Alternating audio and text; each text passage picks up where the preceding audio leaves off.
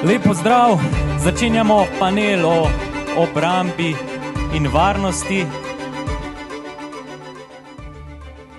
In seveda, ko govorimo o varnosti, najprej pomislimo na migracije in pa dve vojni, ki divjata v naši neposredni soseščini.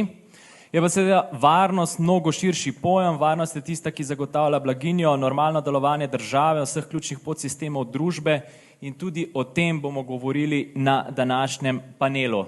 Z menoj pa trije kandidati za evropske poslance na listi NSI, Katja Berg-Bevc, Mojca Sojar in pa magister Matej Tonin. Prosim za en aplavz za vse tri paneliste.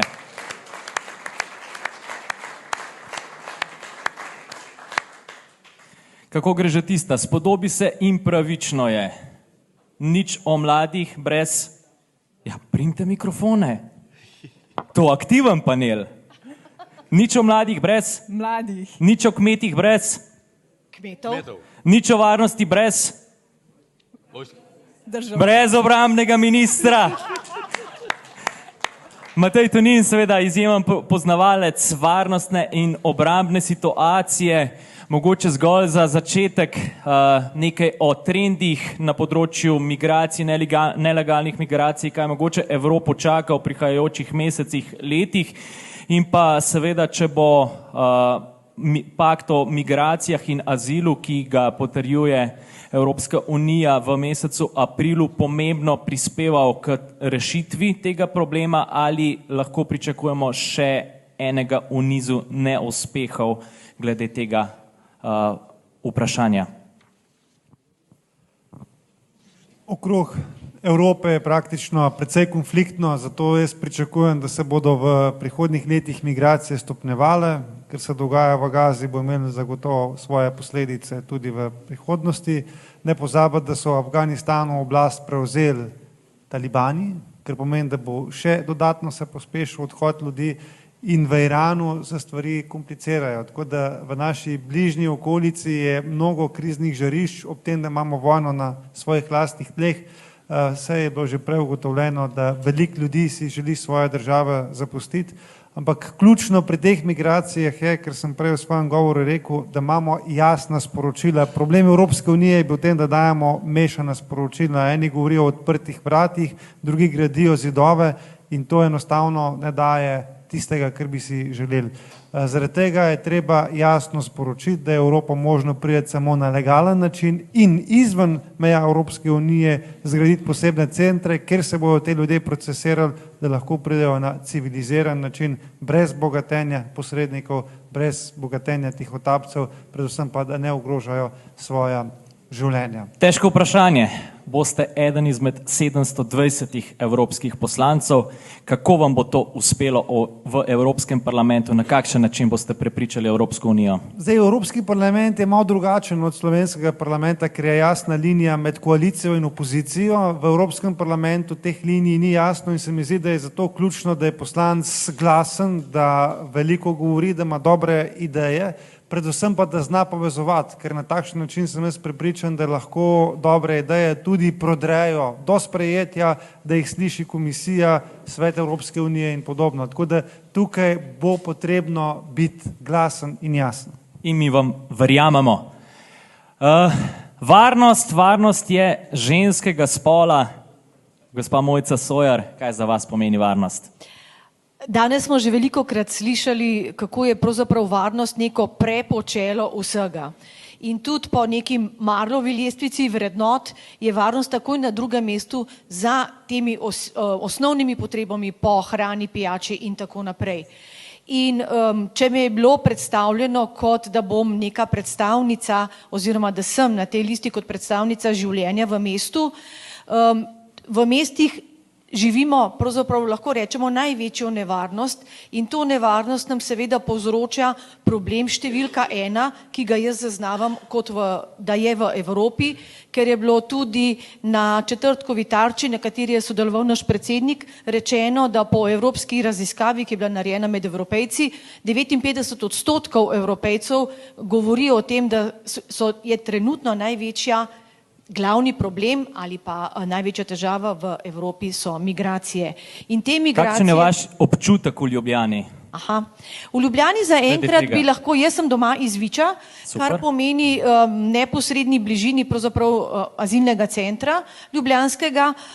Vidimo ljudi, ki se te azilante, begunce, kakorkoli jim že rečemo in karkoli pač so in delajo v Sloveniji, se sprehajajo v naši okolici, je bilo zaznati že nekaj težav, ampak nič takega bi rekla, tudi policija o tem govori, nas prepričuje, kar bi bilo zaenkrat zelo nevarno. Kako visoko na vaši agendi kot evropski poslanki bo vprašanje varnosti in s katerimi področji bi še varnost povezala? Je to samo obramba, vojska ali je za dame to tudi še kaj drugega? Če živimo v miru, kar smo že danes večkrat slišali in s tem je tudi začel naš predsednik govor, potem je vse mogoče. Potem je mogoč ves razvoj, potem je mogoče razmišljati še o čem drugem in ta varnost pomeni varnost, če govorimo za življenje v mestih, evropskih mestih, ne samo v slovenskih mestih, tudi da imamo varno življenje, varen standard, mislim, da imamo infrastrukturo, na katero se lahko zanesemo in ki nam pomeni neko kvalitetno življenje. Če pa sem bila vprašana tudi o ženskah ali pa o ženskem vprašanju. To pa še pride. Hvala. To pa še pride. Nekaj moramo pa še za konc prihraniti, zdaj gremo pa na mlade.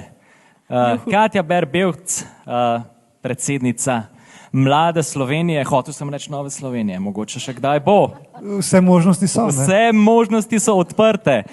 Lejte, mi ki gremo že malo v leta, nas zanima, zdaj le mladi, ki greste zvečer ven, a se je kaj spremenil, a je še vedno vse isto in koliko mladi razmišljate o varnosti? Mladi zelo razmišljamo o varnosti. Je pa razlika, v katerem delu Slovenije živimo. Tisti, ki so recimo iz Brežic, Rogatca, Ilirske Bistrice, že zelo dolgo razmišljajo o varnosti, jih tu skrbi, ker veste, vsakič, ko gredo gor nedovoljeni prehodi meje, prihajajo migranti, se poveča občutek nevarnosti. Do zdaj je bil ta občutek bolj kot neomejen na recimo obmejna mesta, kraje. Zdaj se pa to pojavlja tudi že v Ljubljani. Kot je že prej Mojca povedala, nemir je med ljudmi. Tudi študenti, ko se pogovarjamo z mladimi, pravijo, da zvečer, ko grejo kakšne žurke, kdaj tudi zvečer po noči domov, da jim je zelo neprijetno sami okoli hoditi. Potem pridajo pa zraven še kakšne novice o tem, da v trgovinah zmanjkuje solzivca. Potem tudi marsikdo pozna koga, ki so ga ali oropali, nadlegovali na ulici in tako naprej. In to se samo nalaga. Pa tukaj zdaj ne gre za to, da bi bili mladi, ne vem, nestrpni do vseh tujcev, ampak gre za občutek varnosti in kaj mi kot država in Evropska unija, kaj lahko na tem področju naredi, da se bodo mladi počutili bolj varne v svojih državah, v svojih mestih, kot študentje, pa kot prebivalci nazadnje. In zato potrebujemo dobro evropsko poslanko iz vrst mladih, mogoče samo še to.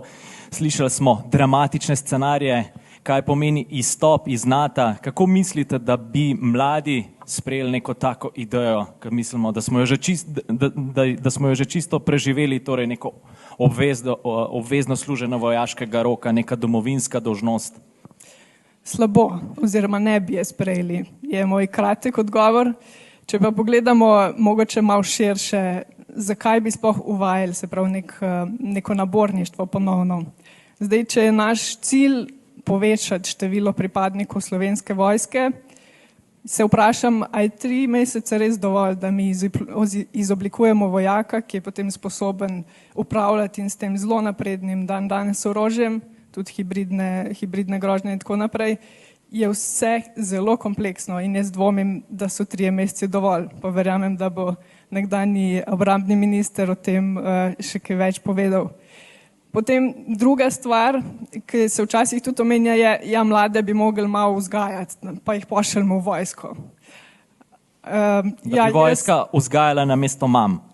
Ja, tako pravijo. Mislim, jaz bi z veseljem videla, da so moški včasih tudi malo bolj možati, kot ženska, ampak zdaj zadolžiti vojsko za to, ali pa tudi recimo druge socialne institucije, se pravi, pojavlja se ideja, da lahko greš tudi recimo v dom starejših, pa tako naprej. Jaz mislim, da je prepozen, če jih tam šele začnemo vzgajati. Hvala lepa. Katja lahko sem Berg-Bevc.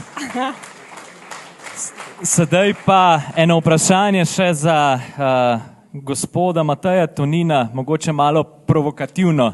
Delov komentator Janez Markeš je pred dnevi dejal, v enem letu bo Putin dobil, kar se je namenil, Donetsk in Lugansk. Evrope Putin ne bo nikoli napadal. Magister Tonin, se lahko zanesemo na zagotovila novinarja Markeša ali bi bilo vseeno bolje, da EU vzpostavi ustrezne obrambne sile in zmogljivosti za odvračanje realnih groženj?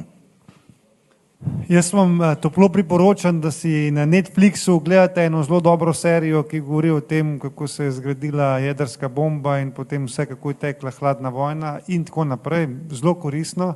Ampak tam je eno bistveno sporočilo in to je, da Sovjetska zveza je razpadla ravno v pravem trenutku, na oblasti je bil Mihail Gorbačov, ki je imel do glasnosti in do teh vsebin nekoliko večjo afiniteto in se je v neki točki zgodilo, da so se veliki šefi njegovih sovjetskih republik enostavno odločili, da ne rabijo nad šefa, ampak da hočejo biti sami šefi. In to je omogočil razpad Sovjetske zveze, ki so ga pa potem zelo hitro obžalovali. Ker tiste države, ki so se takrat lahko osamosvojile, so to naredile. Celo v baltskih državah je vseeno sovjetska vojska poskušala posredovati, pa jim ni uspel. Ne pozabiti, da samo 4 leta potem, 94. leta je bila že huda vojna in hud spopad v Čečeniji in niso pustili več Čečencem, da se osamosvojijo in naredijo svojo državo. Glede na to pa, da imamo zdaj na oblasti Putina, ki razmišlja popolnoma nekih drugih konceptih, ki bo v kratkem presegu celo Stalina, potem kako dolgo časa je vladal v Rusiji, ki želi nazaj zgraditi veliko sovjetsko zgodbo, ki je rekel, da je bila to največja zgodovinska napaka, da se je stvar razpustila, pa jaz verjamem, da stvari niso tako nedolžne in stvari grejo vedno po istem principu. Poglejte, kaj se je zgodilo naprimer v najprej Čečenija, pa sem rekel, je bila Gruzija, potem je bil Krim, zdaj Ukrajina, zdaj je v Moldaviji en del države rekel, da želi rusko zaščito in to je vedno en in isti pristop. In zato pod črto ne biti presenečen, če se bo kaj podobnega v naslednjih letih zgodilo v baltskih državah, ker jih oni razumejo kot svoje, imajo veliko manjšino in želijo stvari povezati s Kaliningradom. Moje temeljno sporočilo bi pa bilo, da ne nasedajmo na krilatice nekaterih, ki pravijo, to je samo strašenje, to je vse brez veze, to se ne more zgoditi. Sam sem rekel, da januarja leta 2022 nisem verjel, da je vojna v Ukrajini mogoča. Pa je Hvala. Prosim. Pod črto sem hotel dodati samo to, da bolje, da verjamemo in zaupamo sebi kot Vladimirju Putinu. Se upravičujem, ker sem gospoda Tonina malo prekinil, ampak on je že imel svoj govor, zdaj pa želim jaz tele dve dami še malo izvati, da imata ene 8 minut še, da predstavita tudi sami, zakaj kandidirata za evropske volitve. Ne, mogoče vas še kaj čaka, jaz še ne bi mikrofona odložil. V glavnem, Mojca Sojer, varnost žensk, provokativno vprašanje zopet. Ali za varnost žensk zna poskrbeti samo Nika Kovač in 8. marec, ali za varnost žensk znamo poskrbeti tudi krščanski demokrati? Zelo jasno in na glas je treba povedati, da Nika Kovač pri tem, kar govori in kar zagovarja in kar dela, pozablja na neko osnovno stvar. Ona je na svetu samo zato, ker njena mama se je odločila, da ne bo zagovarjala, ni odločila za svoje lastno telo, ampak za novo življenje, ki je bilo takrat v njenem telesu. In krščanski demokrati zagotavljamo s svojimi vrednotami trdnost. Mi povemo, kaj je prav in kaj ni, kako zagovarjamo življenje od naravnega spočetja pa do varne smrti, do varnega odhoda iz tega sveta. Nika Kovač s svojimi idejami in gospe z 8. marca ali pa podobne agende, bomo rekli, sejejo ne samo po Sloveniji, po celotni Evropi eno samo zmedo, zlasti med mladimi dekleti, ki šele začnejo razmišljati o sebi, o svojem telesu, kaj šele, ali so morda ujete v telesu drugega spola, ne v svojem lastnem telesu. Tako da krščanska demokracija s svojimi vrednotami gotovo ponuja čisto drugačen trdnost in pa gotovost, kam, kako v življenju naprej in kako se bo življenje ohranjalo. Hvala lepa. En aplaus. Še kratko pod vprašanje, zakaj se boste zavzemali kot EU poslanka? Ja, kot EU poslanka gotovo želim biti tudi na nek način glas žensk. Ker v vseh časih, če smo na začetku slišali našega predsednika, ki je govoril o 3 generacijah moških, ki so bili udeleženi v vojnah, zraven so bile udeležene tudi 3 generacije žensk, ki so izredno trpele, ker so ostale doma same z otroki, z veliko otroki in niso vedele čisto konkretno, kaj jim dati v usta. In še vedno, tudi v Evropi, ženske ne prihajamo do enakovrednega položaja, kar se tiče službe, zaposlovanja, tudi morda kje do študija. In če imamo vse te migracije, v Evropo prihaja tudi veliko ženskih migrantk, ženskih begunk, ki ostanejo v Evropi, ampak tem njihova vera morda ne dovoljuje, da bi posegle po vseh teh pravicah, ki jih ženske že imamo in bi želeli tudi to spodbujati, ne da te ženske ostanejo doma na socialnih transferih, kar vidimo, da se tudi v Sloveniji dogaja, ker jim možje ne pustijo službo, ampak da njihove deklice, njihove žene gredo v šolo in potem tudi aktivno sodelujejo pri gradnji družbe, tudi za svojo družino skrbijo. Hvala lepa. Tudi za Mojco en aplaus. Zaključuje pa tale niz vprašanj. Katja Berg-Belc, vse nas zanima, mladi in vrednote. Koliko je še tradicije domoljubja med mladimi? Je to čisto out ali postaja vse bolj in? Zanimivo vprašanje. Pa najprej nekaj razjasnimo. Mladi so taki in drugačni. Niso enotna gmota. Nismo. In tukaj se kažejo v zadnjih letih pa res ene zanimive stvari. In sicer res je, da mladi po eni strani postajajo vedno bolj liberalni v svojih razmišljanjih, v odnosu do LGBT splava in tako naprej. Po drugi strani se pa zmer bolj krepi sicer majhna skupina mladih, ampak se krepijo tisti, ki v bistvu se vračajo nekako k tradicionalnim vrednotam in jih tudi poglabljajo, širijo tako naprej. In zdaj tukaj lahko pride do precej nevarnega trenda, se pravi, če postajajo na nek način škarje v vrednotah, lahko pride zelo hitro do konfliktov, če ne znamo tega nekako izražati, če nimamo možnosti in eni in drugi izraziti svojih stališč.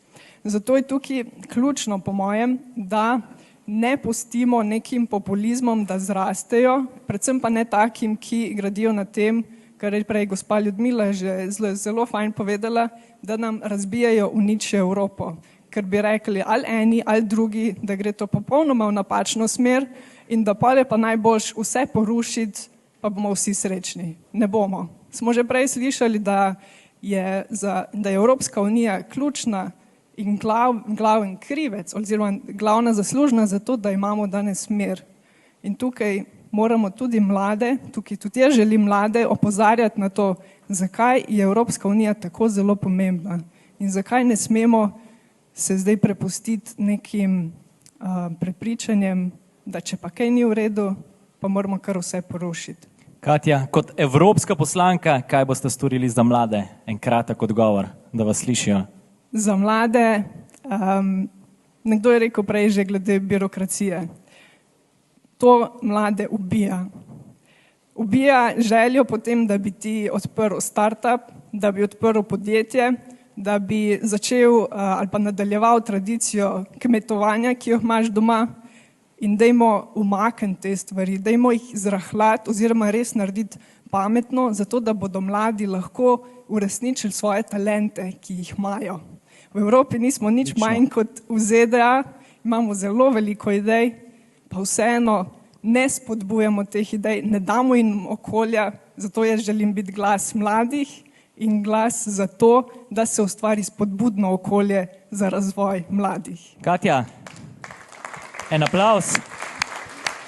Ali morda veš, Katja, katero obletnico obeležuješ v teh dneh? Jaz? Ti, ja? Jaz sem jo že eno, ja.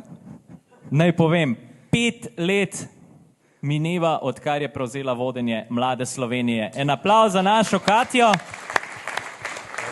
Hvala. Zdaj pa samo še zaključek z vprašanjem iz publike. Tukaj pa ne bo napačnih odgovorov, drži pa, da bo samo en pravilen.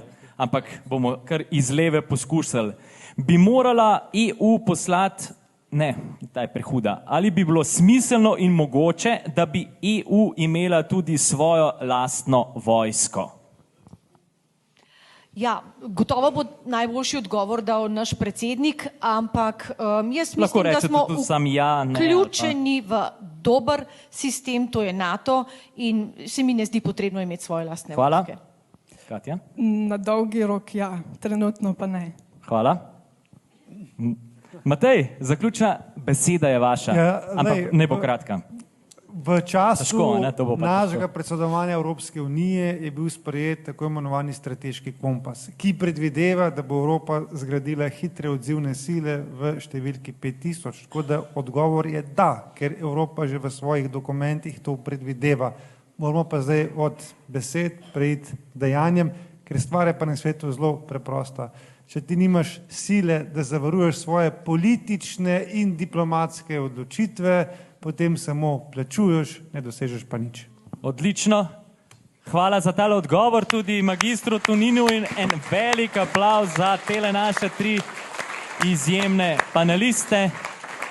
2 dami, Katja Berg-Bevc, Mojca Sojar in pa seveda naš predsednik Matej Tonin z vami osebno o varnosti. Hvala.